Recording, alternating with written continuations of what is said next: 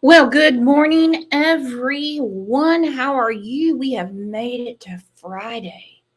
And what a wild Friday it's going to be here in Oklahoma. 60, 70, 80-mile-an-hour winds. They're saying to get any and all debris out of your yard because of fires. I did. I threw him in my neighbor's yard because me and him have kind of a Hatfield and McCoy thing going on right now. That's okay. He needs the exercise. They had out brush trucks all day the last 2 days, Wednesday and Thursday, getting whatever brush they can out. Good morning, hot mess. Tam here. Look at you, beautiful. Brit's here. Some people are asking for an update on Cat. We were live in Discord yesterday.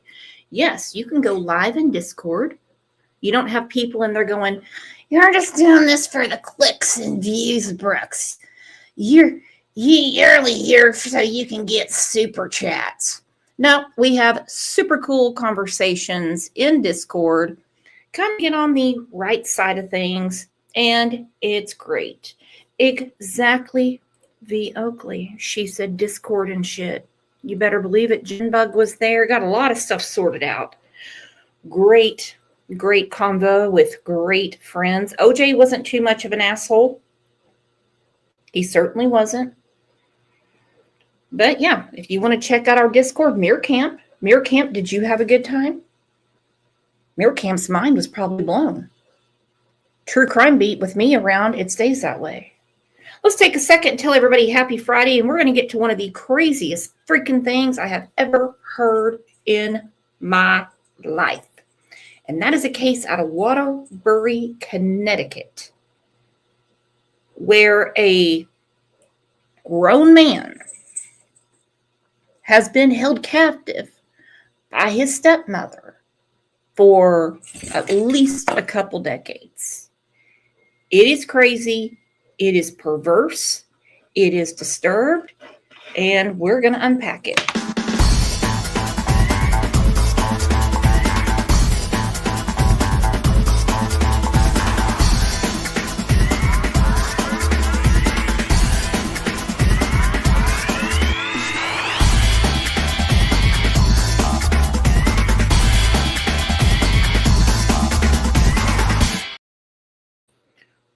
I'm glad you're here.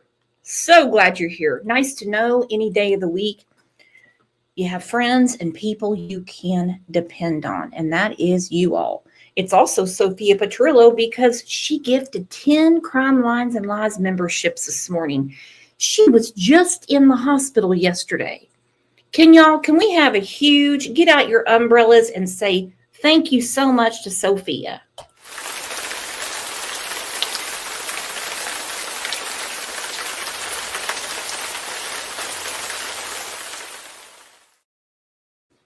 We have breaking news. Chrissy is slow today. Did you not have any coffee?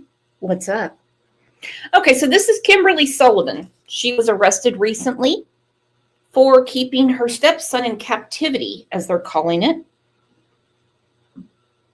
since he was 11 years old. He is 32 now.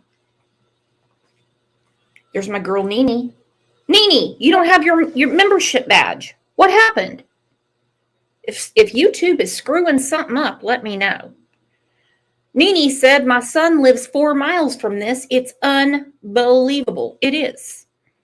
Now then, if you look at Kimberly, please, first off, take a guess. How old do you think Kimberly is? Anyone? Bueller.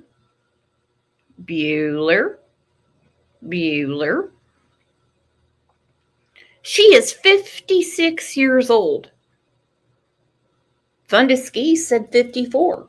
Wow, you're being very kind. Karma said 57. Sophia, Diva. Hey, I thought she was much older than 56 because I don't look nothing like this, and I'm almost 50. This looks like me after I've been at the River Spirit Casino, and we leave around like 1 in the morning, which is rare because I've been drinking some beer, drinking some wine, sitting in the cigarette smoke in the casino, reapplying makeup all the time. When your face eats your own makeup, that's what it reminded me of. Now, according to her, she was carrying out her husband's punishment for the son. 32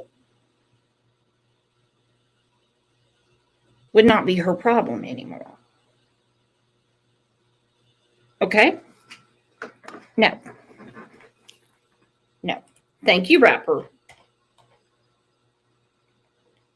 So the picture with the thinning hair and everything, Lisa wants to know why her neck is purple. I don't know. All right, here we go. No, I'm not buying your stuff. Here we go. A Connecticut mother allegedly held her severely emaciated stepson in captivity for decades in something out of a horror movie before he set a fire in their home to escape the inhumane and hellish conditions, authorities say. Kimberly Sullivan, here she is again. Uh-oh, everybody. Kat's here. Kat said, is it me or your shoes earlier? My shoes are fine, baby. My shoes are fine. I just think you might be have a little bit of a sleepy head from your surgery. Nope, still the same time. So here is Kimberly. Y'all give Kat some love. Actually, let's send her a get well, please. Because she had a really hard time yesterday. Please, please, please.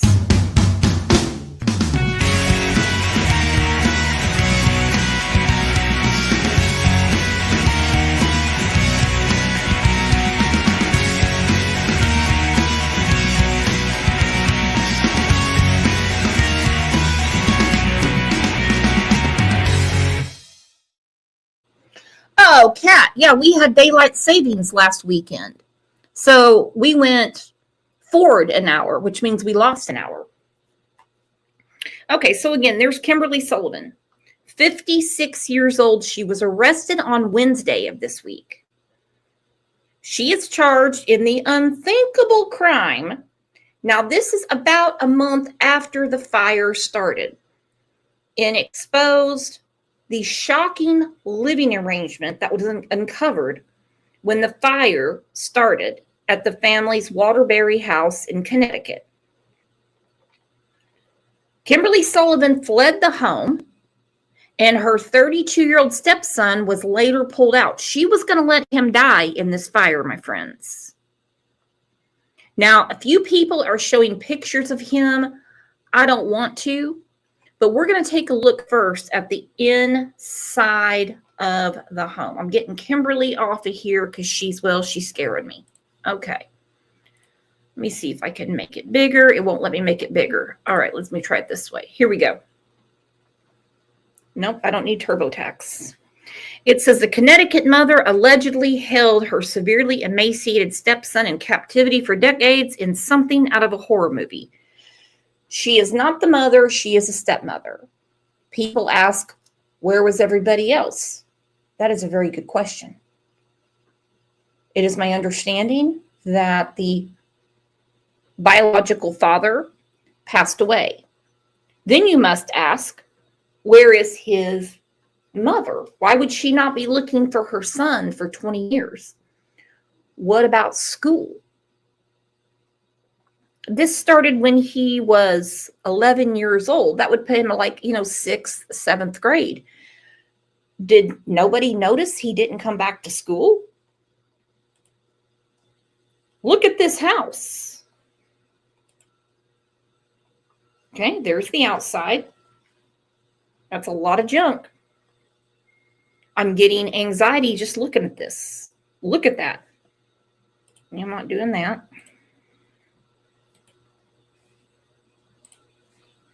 Okay, it's going to make me look at the ad. That's fine. Realtor.com. There you guys go. Look at all that junk in the back.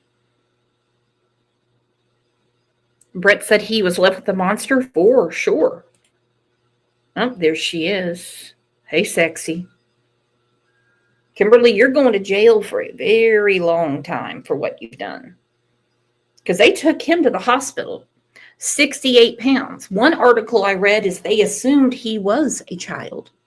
Then they realized he's 32. 32.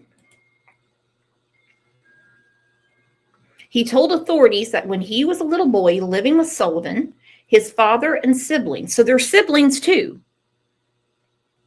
Where are the siblings? He even drank out of a toilet bowl at times because he only got 2 cups of water per day, according to a warrant affidavit. Okay, there she is. Sullivan's lawyer said that when he read the list of accusations to his client, she was blown away. She was stunned by what was being said. Okay, and there's the house. There's the house. Now let's get to it. Where is everybody? Where's Grandma? Where's Grandpa? Where's his biological mother? I'm not depending on the neighbors to go into door to door and say, hey, I haven't seen that kid outside in a while. All right, this is from Fox 61. Neighbors say they are shocked to hear what came out Wednesday evening. Police say a man was found inside a home after a fire last month, but it wasn't until after that fire the man told first responders that he was held captive for more than 20 years in his own home. Some neighbors say they didn't even know a young boy lived in the house because they never saw him. All right, there was a case outside of Dallas a few weeks ago. A girl who they say is severely autistic. I'm not a doctor. I don't know what severely autistic means. She was 70 pounds. She was so malnourished that she had rickets. Y'all remember reading in history class about Christopher Columbus coming over and how they would have to eat limes, I believe it was, to get vitamin C because people were getting rickets. It's a severe malnourishment from vitamin C. That's like almost impossible to get in 2025. Somebody has to really be trying. So that was outside of Dallas. We have spoke about Lacey Fletcher when we could stomach it a few times. She was 32 years old, so the same age as this man in Connecticut. And as we know, she had been sitting on that couch in the study in Louisiana for so many years, and she was so malnourished, she could not wash herself. She had baby wipes and Cheetos next to her. Makes me never want to eat a Cheeto again. And she was sitting in her own stool, and it was breaking down this leather couch, the foam and everything. Now, some will argue, and they will, the defense will argue this. They will say, 32 years old, he knew how to start a fire. He could have left at any time. He had access to phones. He could go outside. How do you keep a 32-year-old man locked in a room? The pictures I've seen of the room, and no, my friends, I am not blaming him. I am not blaming him at all.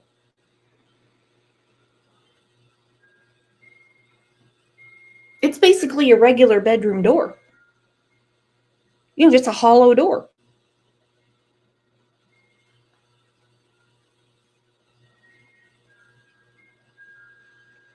Now, I guarantee there was a lot of mind screwing going on saying, you do not leave this room, you do not leave this room, you do not leave this room. There was probably locks on the outside. Nene said, I hear chimes. Yes. Angel P got us some chimes when my father-in-law passed away, and Gaelic got us some chimes when my mother-in-law passed away. So the chimes are next to each other. And just like when my in-laws were alive, They fight with each other all the time. We have one chime louder than the other. It's actually a wonder he even knew what age he was when they found him. But he was smart enough to start a fire. What really pisses me off, besides the entire situation, is she was prepared to leave him to die in that house. Firemen got him out. She didn't. She saved herself from the fire. Neighbors in Waterbury were stunned to hear a man told police last month he was held captive at his own home on Blake Street in Waterbury. I never in a million years would have thought that that was happening across the street from me. It's hurting me, just to see that little boy, like just there and being hurt. God knows what they did to him, Yeah. It's heartbreaking. Paula DePina says she used to live next door to the home where police say the man was held captive. Okay, so it looks like a very nice house if you decided to take care of it. Now, if you look at the upstairs, it looks to me like there's plywood in the windows, as if the windows are broken out. Actually makes me wonder if he didn't try to get out time before. And somebody nailed up plywood. Do you all remember the case in Cleveland, Ohio, with Amanda Berry, Michelle Knight, and Gina De Jesus, where they were held captive in that home in Cleveland? The windows look much like this. She says she would see him in the windows and always thought something was off. He was always upset. She would see him in the windows. In my opinion, we don't know if it's true, but there's a reason for that plywood, that particle board, whatever you want to call it, to be against those windows. Safe to say it was nailed in. I would see him in the windows. Well, next thing you know, the plywood's there. Stairs on the second floor, on the window, like there, like looking like a little ghost. Like he was pale, like white. And then I'm like, I don't know why maybe he doesn't like to come out. But I never thought anything was wrong. DePina says after hearing about the allegations, she would have called 911 sooner. Kimberly Sullivan, the man's stepmother, was arrested Wednesday on a number of charges, including kidnapping in the second degree and cruelty to persons. Okay. I'm very proud of them for saying kidnapping in the second degree, because let's face it, he already lived there. So they're going way out on a limb by doing kidnapping, considering he lives there. So when this nice lady, the neighbor, said, I used to see him and then I didn't, I'm sure she's kicking her own ass right now saying I should have at least done a well check visit. That's one of the sucky things about life, is when we say to ourselves, well, this is what I should have done. Of charges, including kidnapping in the second degree and cruelty to persons. Her attorney, Ioannis Kaloidis, urges people not to jump to conclusions despite the allegations. All we have right now are allegations. And yes, sometimes allegations look bad, but that's why we have a process. And that's why we have a defense. And we intend to mount one in this case. And we intend to push back on all the allegations that have been made against her. According to the arrest warrant for Sullivan, the man details he was held captive, starved, and abused for the past 20 years. He told police investigators he was so hungry he would sometimes eat food out of the garbage at school. The warrant also detailed. Okay, he's 32 years old, my friends. He's not going to school right now. She didn't want him to escape. That doesn't even have to be alleged or in your opinion. We don't create a fire hazard by putting plywood on the windows so people can't get out. So there was already reports when he was in school 20 years ago that he was so hungry he was eating out of the damn trash cans. If what I read is correct, that's what he was punished for when the school called his father. He was punished for eating out of the trash cans at school. Starved and abused for the past 20 years. He told police investigators he was so hungry he would sometimes eat food out of the garbage at school. The warrant also details when he was a child, he was taken out of school after 2 DCF visits. Well, what do you know? What do you know? He was taken out of school after 2 DCF visits. Well, how many times have we heard that? A child just goes poof because the government is checking on them. Sal 80 said, was the plywood put up after the fire or before? Well, I would assume it was put up after, but in another article, they did an interview with a neighbor and they didn't understand why the windows were broken. And then they put the plywood up instead of getting new windows. So that was before. They weren't talking about after the fire. So it's a dozen in one hand and half a dozen in the other.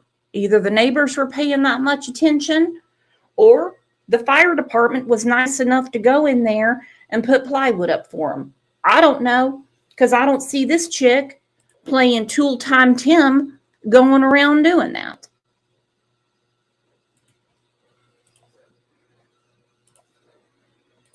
He says a lock was put on his outside bedroom door. He got little to no sleep and went hungry, quote, all day, every day, my entire life. Shay Baker, his current next-door neighbor, remembers seeing him years ago. I was just in the backyard playing, and I looked up and saw a boy, and I waved at him. He smiled and waved back, and I hadn't seen him in the house or anywhere around since. So I just figured, like, was family visiting? Is it somebody that I made up? There was just no sign of him being there outside of that day. Neighbors say they wish they could have done something sooner. I've been out here, I don't know how many times, with the dogs cutting grass. If he would have just tapped on the window and said, help me, I could have helped him. This is a developing case with a lot of questions still remaining. Sullivan's lawyer expects that she'll be back in court Thursday to go over her bond. In Waterbury, Kate Pattyfoot, Fox 61. I don't know if she bonded out or not. I do not know. It is a very, very disturbing and strange case. This is from CBS Evening News. Yep, it made not just the mainstream media, because we all know now there's a difference. There's social media platforms. There's the mainstream media, which is your local news, and then there's the legacy media. Yeah, this made the national news. Firefighters in Connecticut responded to a house on. Jazzy Jules said, where was the father? Obvious the father helped in this at first. He passed away. So she had every opportunity to say, okay, we're not doing this anymore. He's gone. I was scared of him. Whatever, canned excuse she wanted to use. But she continued with these punishments. And mind you, he's 32 years old. On fire. What they found was a house of horrors. And now Tom Hansen reports the owner is under arrest. This Waterbury, Connecticut home turned into a prison for a 32-year-old man who says he was held captive for 20 years. Chief Fernando Spagnolo has spent 3 decades in law enforcement. This is the most horrific act of inhumanity that I've ever witnessed as a police officer. And frankly, in this position, travel a lot around the country, talk to my peers at different conferences and summits, and I've just never really heard anything as terrible as this story. Police arrested the man's step. Well, he should hang around this channel, because I can tell you right now, just when we think we've heard it all, we hear it again and say, we're like snapping. That reminds me of that case we talked about 2 years ago. Or that reminds me of that case. We saw that news clip like a year ago. He should hang around us. Nufflin said, was he replaced for her husband? Some people are wondering if she kept him around, for something like that. I couldn't tell you. She said she continued with the punishment. Anything as terrible as this story. Police arrested the man's stepmother on Wednesday. 56-year-old Kimberly Sullivan was charged with assault, kidnapping, and unlawful imprisonment. She's denied any wrongdoing. The victim says he lit the house on fire to escape using hand sanitizer, paper, and a lighter. We believe that he may have walked through the fire to get out of the room that he was in, but he stands at 5'9" and he weighs 68 pounds. Okay. Let's try to stomach this. 5'9", 5 foot tall and 9 inches, weighing 68 pounds. Lots of questions. He can walk. He can talk. He has enough understanding to start a fire. He does not have special needs. Whatever. How did she keep him under her control for so long? 5'9", 68 pounds. Now, I can't say my kids were 5'9" in first or second grade, but they damn sure were 68 pounds. He was in, but he stands at 5'9" and he weighs 68 pounds. Wow. It's amazing that he's alive. The warrant for the stepmother's arrest states the alleged victim says he was locked in a second-floor room that measured 8 by 9 feet. He was only let out for 15 minutes to 2 hours a day to do house chores. She genuinely appeared shocked when I told her about these allegations. Ioannis Kaloidis is Sullivan's attorney. She was not his primary caretaker as he was growing up. She wasn't? No. Who was? His father was. His father died January of 2024. That still leaves a gap of time before the victim was found by police. And during that time, my client is adamant that there was no locks used on those doors. There was no restraint imposed on. Okay, if, lots of ifs in that sentence, if what she's saying is true, and she was under her husband's spell, if you will, to keep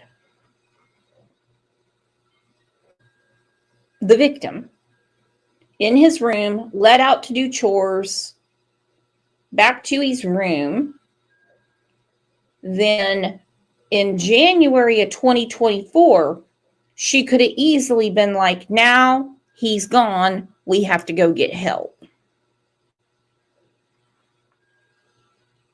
So she's had over a year. If what she's saying is true, I don't buy it, to correct this situation. Either way, she's charged and she's got to defend it. Are you okay over there, OJ? Did you guys hear that? OJ just went, You're a very overworked freeloader, OJ. I meant that there was no locks used on those doors. There was no restraint imposed on him. And Tom Hansen joins us now from Waterbury, Connecticut. Tom, this young man was 11 when this allegedly started. Did the authorities ever stop by the house in any way? Yeah, well, John, we're learning that authorities actually did stop by at least twice in 2005, but they didn't find any signs of neglect. They said the house was in good living condition. They were just as shocked as anyone when they came across this scene back in February. Unbelievable story. Tom Hansen tonight in Waterbury, Connecticut.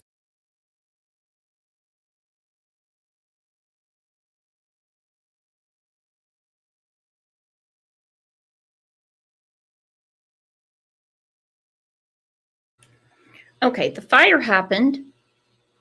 Well, the fire was set February 17th of 2025. They said police had been there 2 times before in 2025. Unless the reporter is misspeaking, it was actually 2024. That seems like a lot of police presence in such a short time. Because, I mean, what? I mean, January 1st to February 17th when the fire happened? TGIF, Lisa. So what were they there for? And why were they so surprised when they got there for the fire to find him? I thought she was older too, Mustang. Let's hear that again. Find any signs of neglect. They said the house was in good living condition. They were just as shocked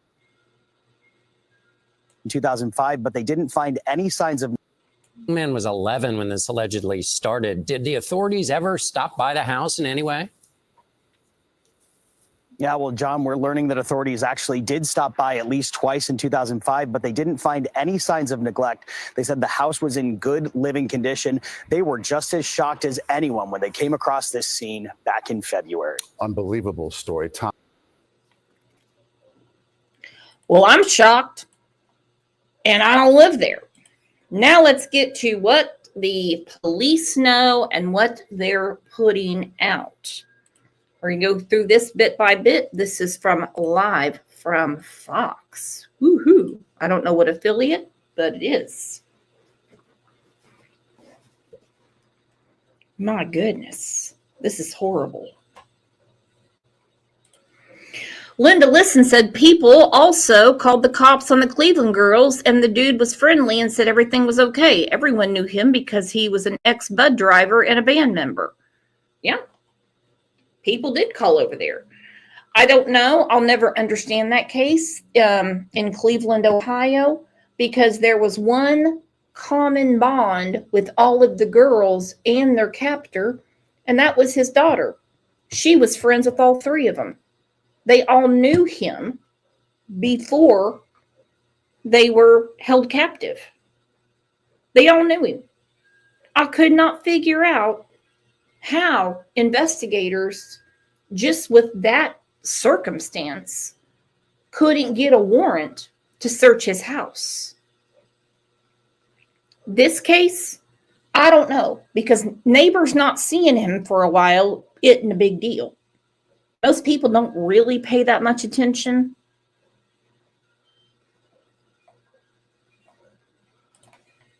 But if her defense is what she wants to hold water, that she was scared of her husband, and after her husband died, there was no locks on the door and he was free to leave whenever he wanted. That is what she is saying. If that's true, it's still not enough. Thank you for the opportunity to have this conversation with you. As you all know, on February 17th, around 8:40 p.m., Waterbury police responded to 2 Blake Street on a report of a fire. Officers and fire investigators immediately realized there were some grave concerns about some of the conditions in the house. There were 2 occupants of the house, one being Kimberly Sullivan, the stepmother of the male victim. Officers and fire investigators quickly. Okay, I'm going to say this and a lot of other things. By the way, if anybody wants to come up and talk about this with me, you can.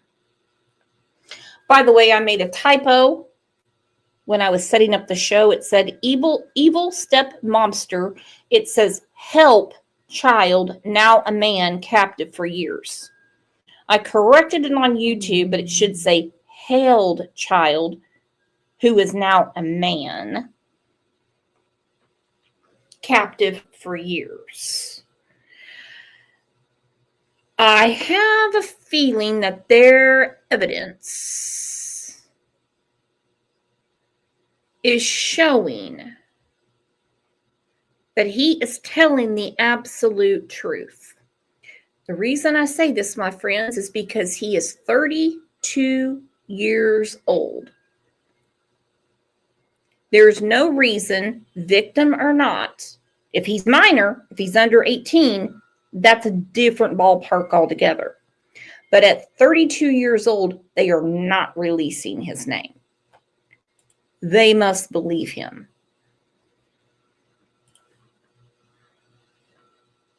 as they should. I have a dark suspicion.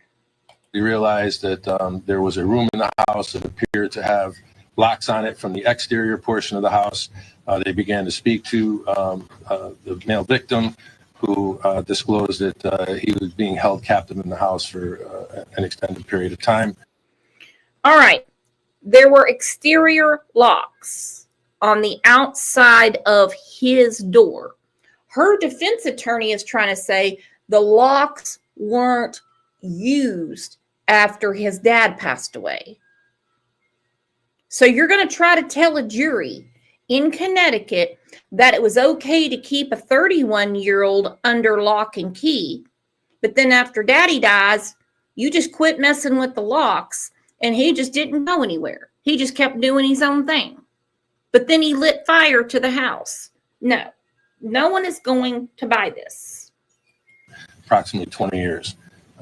The investigation began from that point. We worked closely with the state's attorney's office, Maureen Platt, as well as Assistant State's Attorney Don Thurkelson, because frankly, what was being reported was unfathomable to us at that point in time. Through those investigative meetings and through search warrants, we were able to seize physical evidence and conduct. I actually have this in my notes to get to later, but Jinbug beat me to the punch. Maybe she did the same thing to the father. Maybe. Allegedly. Speculation. Maybe she was doing this to her husband.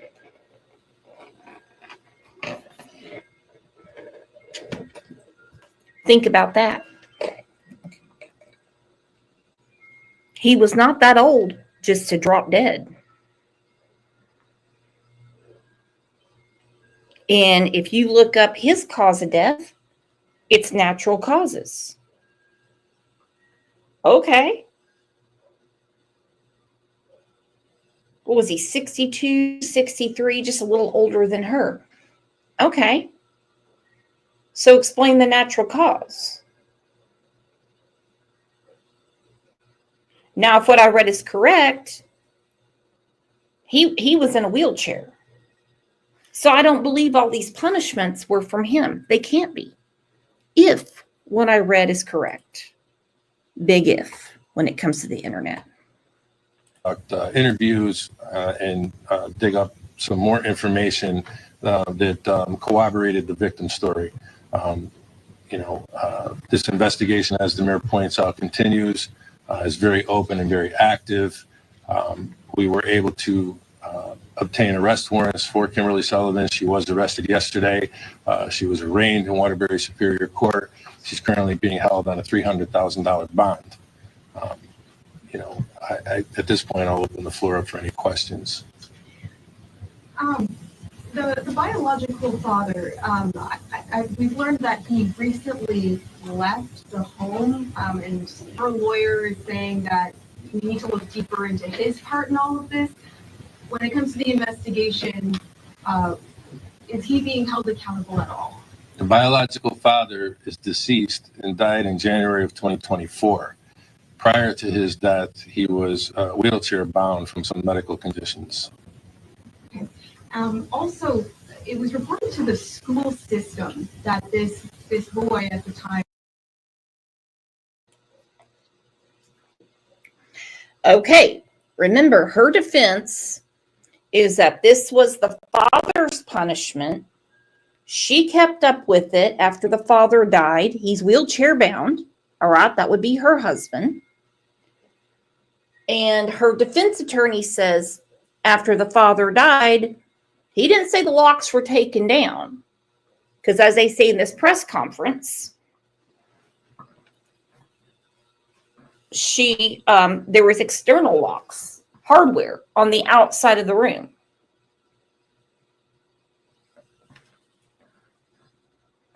How would somebody wheelchair bound with all those medical conditions that needs care? And I'm not saying if you're in a wheelchair, you can't take care of your children. I'm not saying that. He had multiple medical conditions. How is he going to impose punishments like that on a 31-year-old?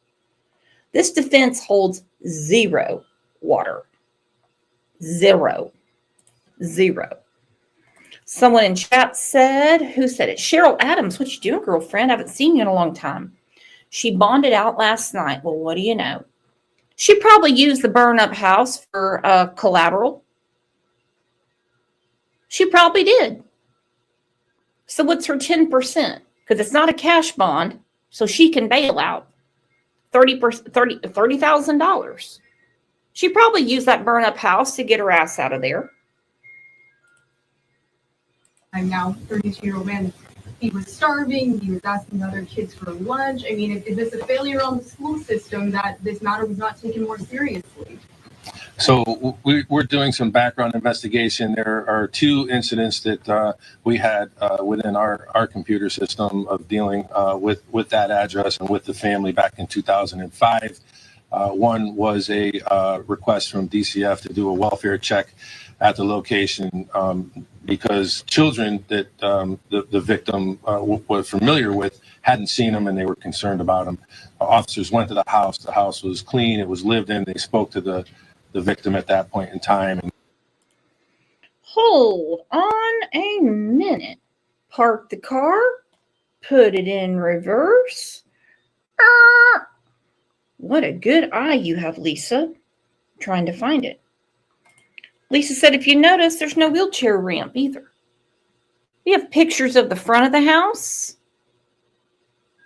It didn't just burn up. In the back, was he really in a wheelchair, or did she tell him that? You tell me. At some point, he would have to go to the doctor with his serious medical conditions.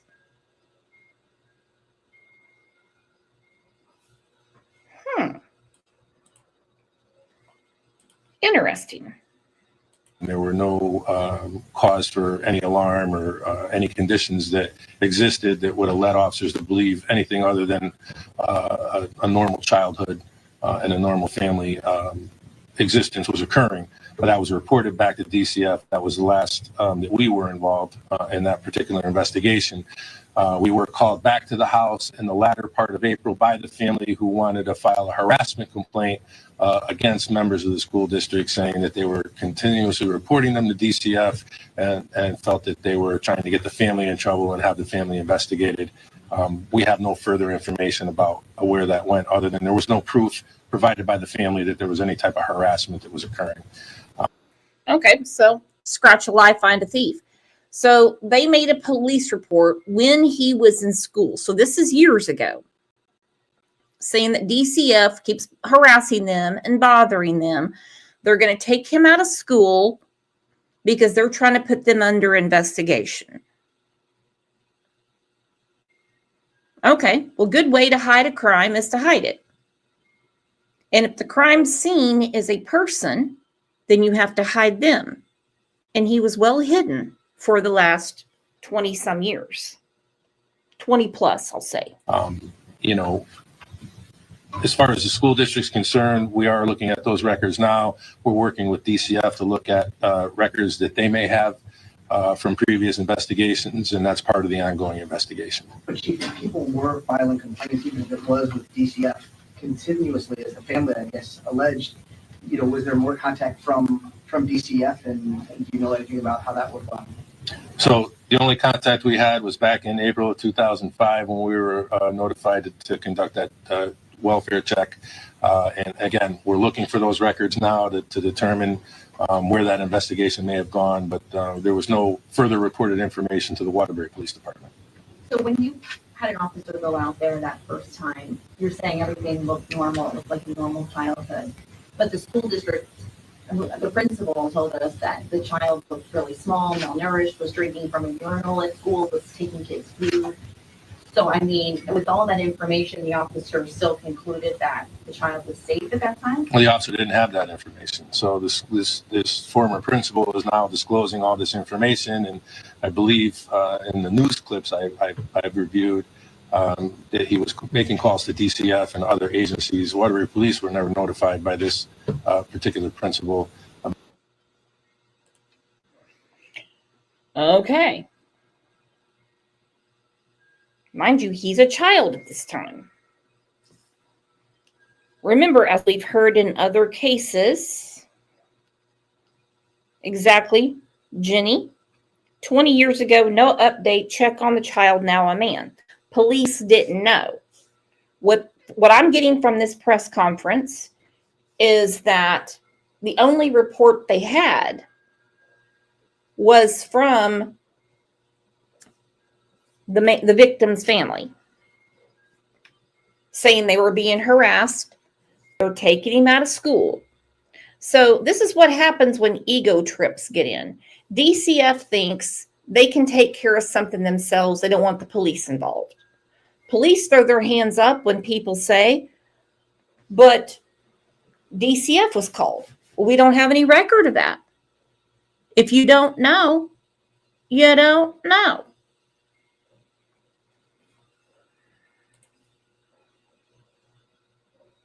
About those conditions.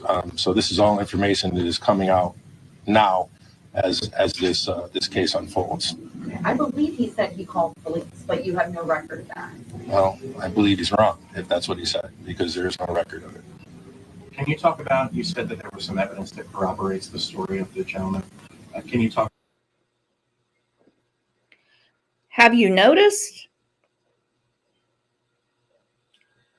that the officer is super annoyed?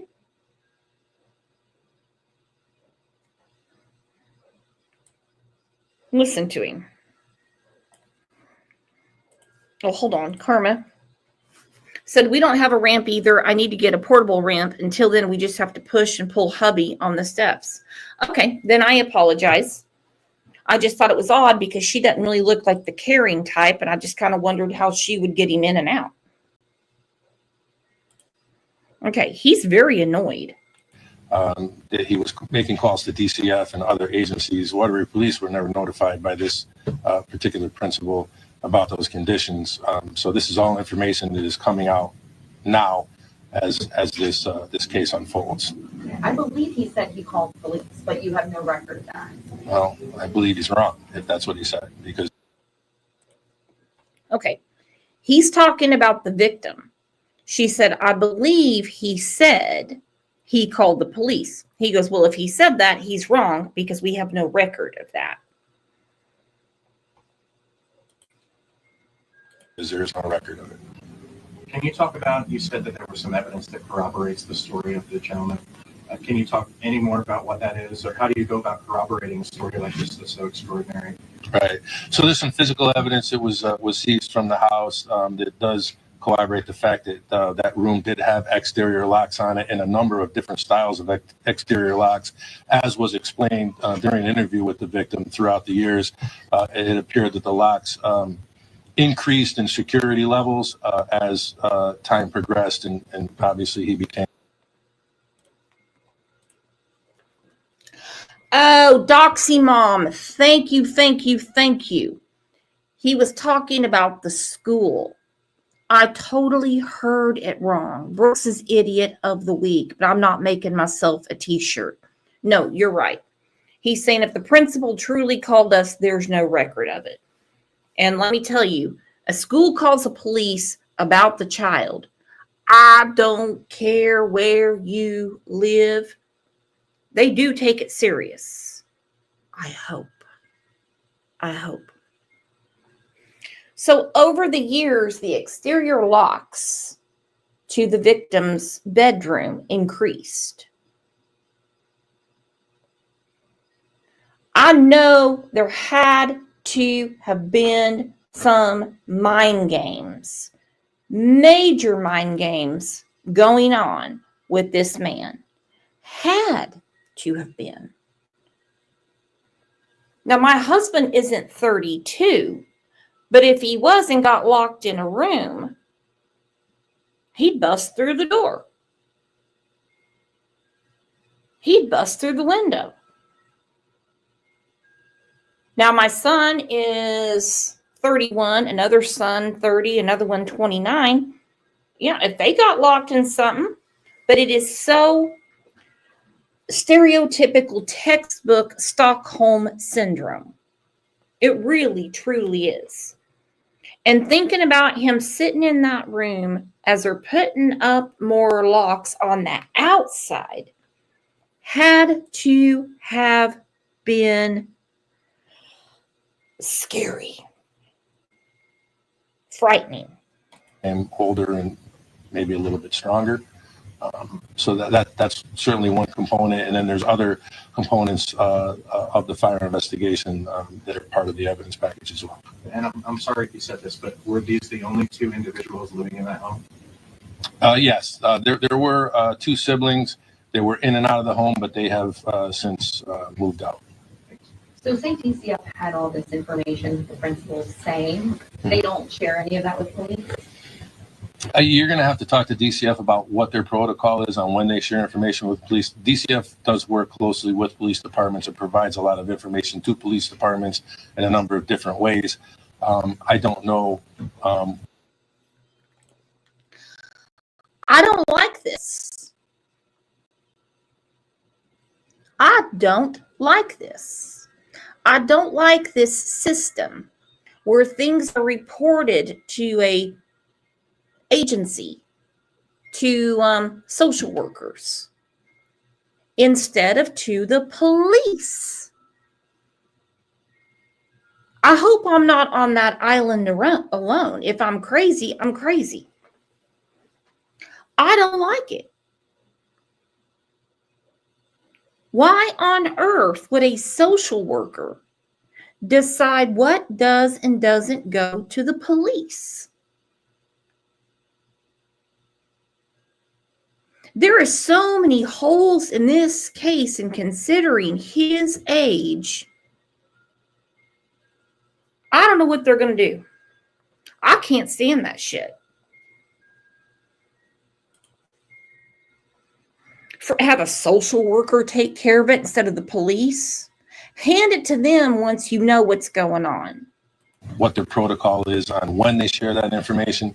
So that would be something that they would have to respond to. Chief, how's the victim doing now? Obviously, some serious conditions. We've read about like PTSD and depression. What can you share about how the victim's faring?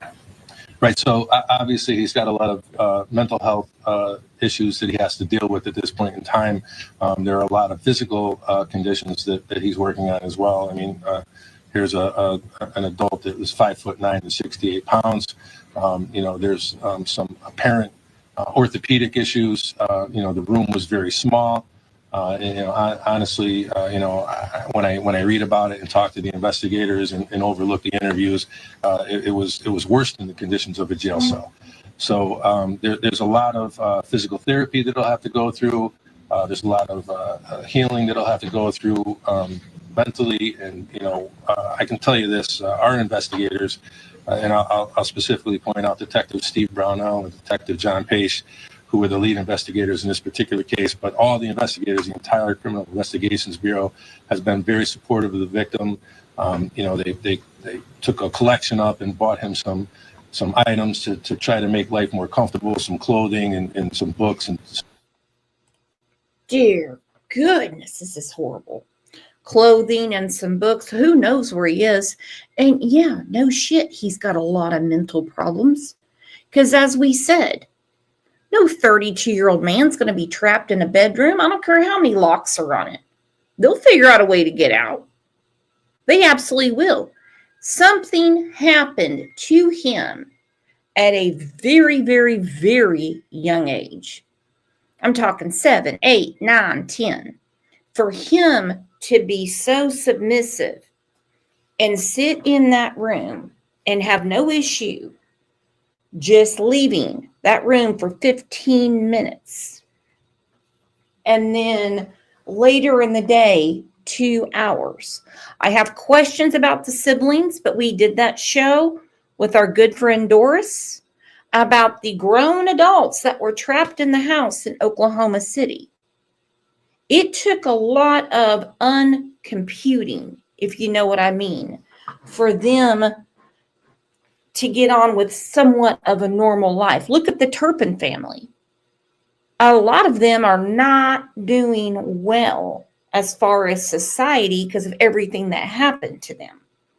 So these siblings that just moved out, I'm wanting to know how they survived, I'm guessing somewhat well, or what is going on?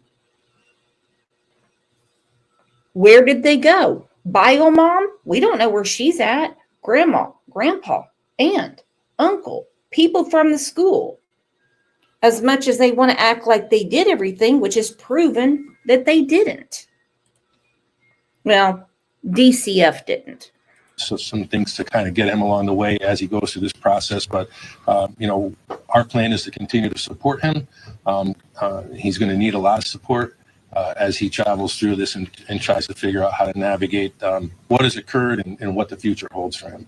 Chief, I think a lot of people are wondering, where are his other relatives? Did no one else see this man for 20 years that they were able to, say anything, report anything to police? Was his stepmother the only person in his life? You said he had 2 siblings. Where is everyone else? Where are all the relatives? So the backdrop is being formed, and this is again why the investigation continues. It appears that there was a very controlling situation going on regarding the victim's condition, his whereabouts, his connection with other family members, other people in the community, other friends. Information was very guarded. Okay, Copper, that's not the question. The question was, what about other people? And he's saying it's a very guarded situation, very controlled situation. So this goes back to the siblings. Not blaming them, not saying they did anything. If they're out and about and living life on their own, then they know that their brother is there. At what point did they think something's wrong since their brother's behind a locked door? And I don't mean just locked, like he wants to be left alone. With probably a good 15, 16, 17 exterior locks on the outside of the bedroom door. But he's not going to answer that question. You can see. He's not going to answer that question. Listen to how he answers it again. What about other people? Need a lot of support as he travels through this and tries to figure out how to navigate what has occurred and what the future holds for him. Chief, I think a lot of people are wondering, where are his other relatives? Did no one else see this man for 20 years that they were able to, say anything, report anything to police? Was his stepmother the only person in his life? You said he had 2 siblings. Where is everyone else? Where are all the relatives? So the backdrop is being formed, and this is again why the investigation continues. It appears that there was a very controlling situation going on regarding the victim's condition, his whereabouts, his connection with other family members, other people in the community, other friends. Information was very guarded on what was released and when he was able to see other members of the family and other members of the community. And I think that I know from information provided in the interviews that there was a level of fear on retaliation on what would occur if information was released or help was provided to the victim by family members. Were there any injuries as a result of the fire? Smoke inhalation, to the best of my knowledge, I don't know if there's any long-term effects from what occurred at the fire, but on scene, he was treated for smoke inhalation. Could he get out of the house? He could get out.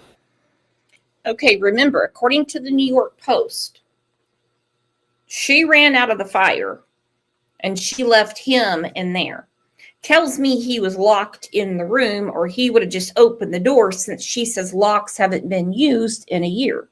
That's according to her defense attorney. So obviously he was behind locked door, and that's how he was rescued. So see, her defense has already got holes in that bucket, and they're getting bigger and bigger and bigger. Got a house on his own, or did firefighters have to rescue him?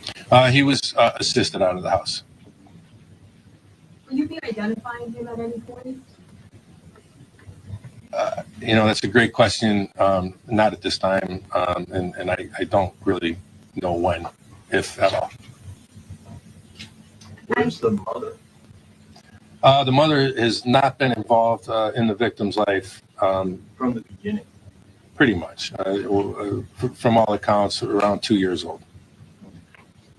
The suspect is denying all the allegations through her attorney. Has she said anything about how her stepson would be 68 pounds, for example? Kimberly Sullivan refused to talk to us immediately. Do you have a picture of the door lock that was taken as evidence? I'm 100% certain that we do. I'd have to confer with the state's attorney if we were going to release any information like that at this time. Does Kimberly Sullivan, have any prior criminal convictions? No prior criminal history with us here at the police department. Neighbors were telling us that if you had knocked on the window, they would have helped them. Were there any other attempts besides his fire to try to get him some help? No, again, I don't, from what we've put together so far, no, and that's because of a fear of retaliation. I mean, he, in his room. Did I hear that correctly? He said they're only putting out so much due to a fear of retaliation. Who would retaliate? 32 years old, 5'9", 68 pounds. Who would retaliate? I am beyond intrigued.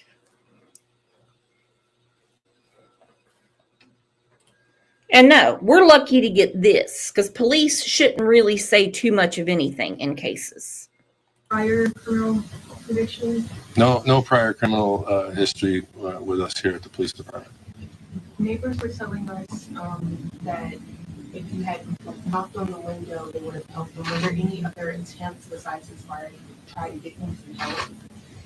No, again, I don't, from what we've put together so far, no, and that's because of a fear of retaliation. I mean, he, in his room, to relieve himself, right, had this elaborate mechanism that he created where he would urinate in a bottle, and he had straws connected to the bottom of the bottle, and he found a hole in the storm window frame that he was able to put these straws through. And he did that because the storm window itself wouldn't open up, and he was fearful that if that he broke that storm window or tried to open it up, that there would be some retaliation. So, I'm certainly not a psychologist or psychiatrist, but there's a lot of nuances to people that are victims and held captive, and I think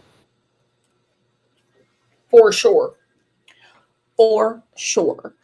I'm a comment reader. When I go through I like to see the different opinions, how people are leaning. Not that I'm going to make my opinion that way. So I'm a big comment reader. And many people, because we know how awesome people can be, were saying, GTFO. He's 32. Like he could have just left. Super, if it worked that way. Then you see, or you hear, what this officer just said, saying he was pissing in a bucket or a bottle with straws coming out of it and was scared to death to break the window. That's a lot.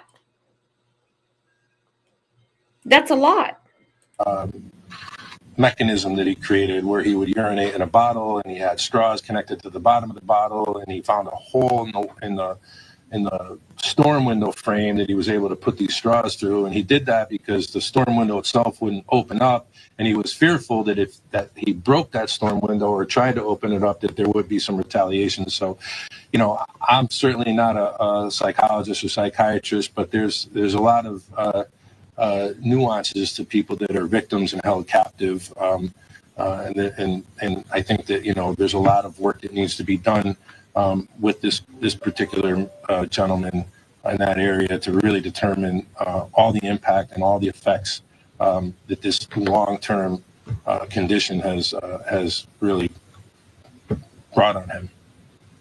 I take it you haven't had a case like this before. 33 years of law enforcement. This is the worst treatment of humanity that I've ever witnessed. Right? I mean, honestly, when we first started talking about it, we really couldn't believe it. It took a lot of convincing amongst ourselves to just really accept what was going on, and it's really hard to talk about still. I mean, it's shuddering to think that. You know, we lost a few friends around here because some people don't like when I say I back the blue. I do. I'm not saying I back the blue no matter who or what they do. I back the blue. So when I hear grandfathers, fathers, mothers, wives, you know, grandmothers doing these press conferences or taking the stand, and they talk about what they had to see, what they had to witness, what they had to put in a report, and they say, I'll never get over this, ever. Then, of course, they have to return to work and think about the unthinkable as they do their job. Someone would treat any person, let alone a family member or someone that was entrusted as a guardian or a parental figure in this way. Mayor, just can you also share your personal thoughts and reaction to knowing something so disturbing happened in this community? Yeah, I mean, as I said before, it's just unfathomable that anyone could treat someone this way, as the chief said, especially within the relationship that they had. It's devastating, and you know, we're going to make sure that the systems are working into the future to see what might have happened 20 years ago when this may have been reported. But at this point, it appears that this was just really an isolated sense, and that they were locked in there all by themselves. And through fear and intimidation, she was able to keep it secret all that time. So when you're talking about the future and other children and other families out there, I mean, if there's welfare checks, you know, and the kids are told to lie about being fed, I mean, what happens? Like, are they going to stay in these situations like he did, or? Well, there's limits, I would think, to what you can do. We can send people out to check and look at it. I don't know what it looked like when the officer walked into the house in 2005, what the child looked like.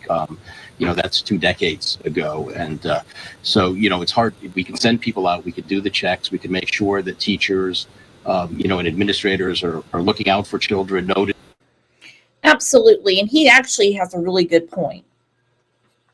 You know, these cases for us are like an octagon. There's not black and white, gray and blue, however you want to say it. There's no right. It's all wrong one way or another. There's a lot of wrong in these cases. But I'm listening to him saying, listen, this was 2 decades ago. If the police came out there, no one's going to assume that who they saw 20 years ago is still in danger today.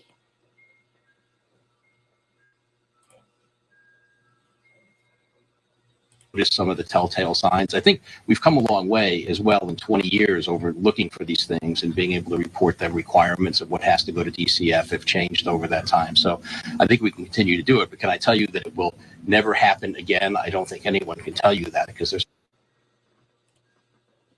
telling you what, shit's got to change.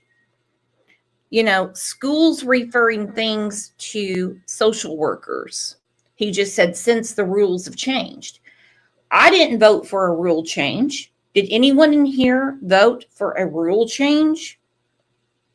In my day, if there was an issue with a child, the police were called. They would give their recommendation. Either mama, daddy, someone is going to get charged. And then after that, we will have these nice people at this agency step in. Now it is bass-ackward. Now they're deciding what goes to the police. I don't like it. I don't know. Like I said, no one asked me.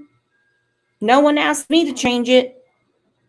Way as well in 20 years over looking for these things and being able to report the requirements of what has to go to DCF have changed over that time. So I think we can continue to do it, but can I tell you that it will never happen again? I don't think anyone can tell you that, because there's a lot of things that go into this that, you know, could help keep it secret. Where was she arrested in Southington? I don't know. I could get you that information. I'm not sure exactly where she was arrested in Southington. You know, and it's important, you know, to piggyback on the mayor's response to your inquiry.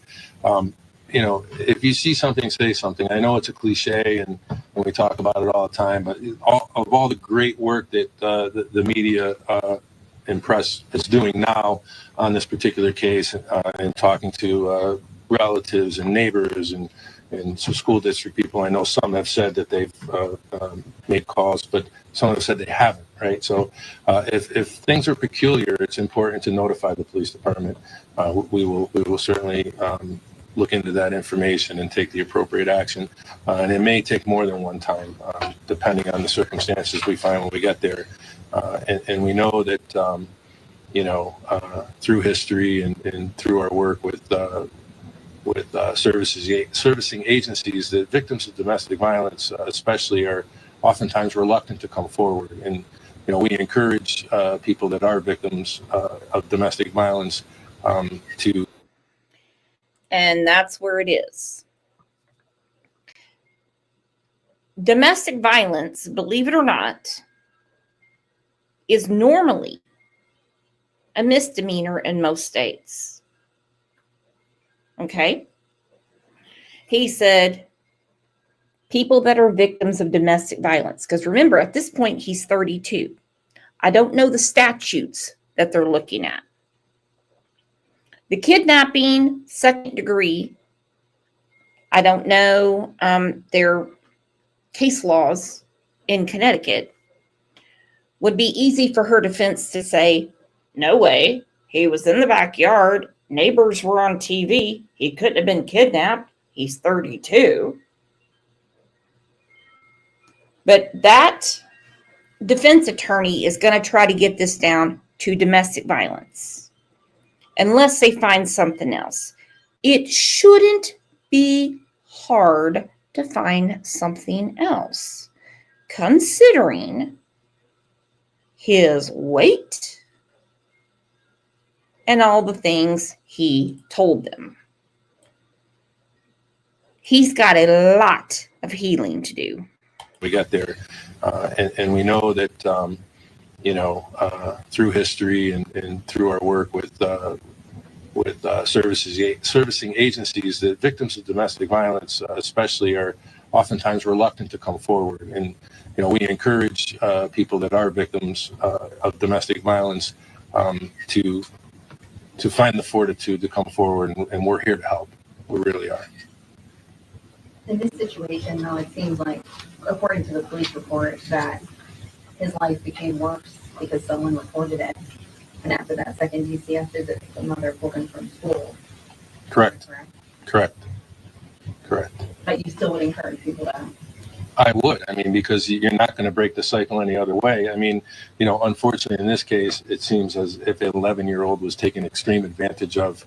And at that time, you know, it's very tragic that occurred, but it will never stop, right? And this gentleman suffered for 2 decades because of that.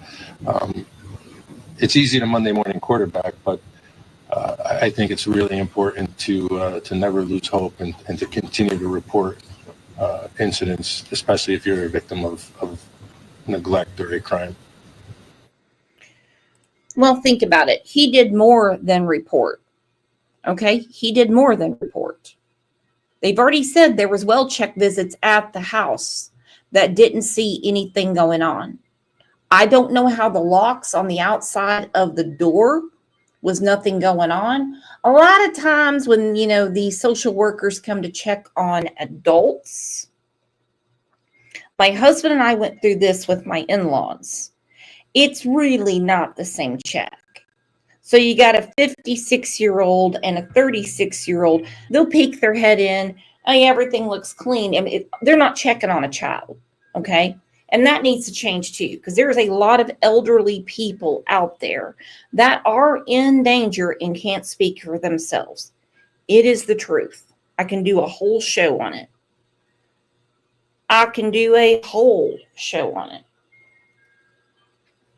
He didn't leave for a reason. And again, he did more than reach out for help.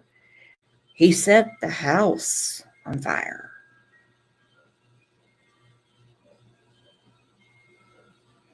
In risk of dying. Think about that. He set the house on fire. Kimberly escaped. She ran out the front door. Help, help, fire, fire.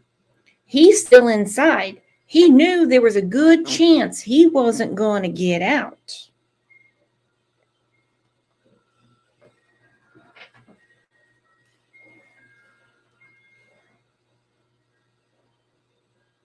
This is horrible. V. Oakley said, she said, I can't with that eyeliner. I can't either, girlfriend.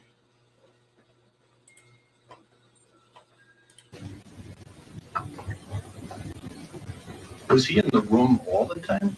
Because there were some reports that he was in the backyard doing chores. He would be released from the room anywhere from 15 minutes to a couple of hours every day. There were some indication during the interview that although his dad didn't do him too many favors when the stepmother wasn't around, he would stay out of the room a little bit longer.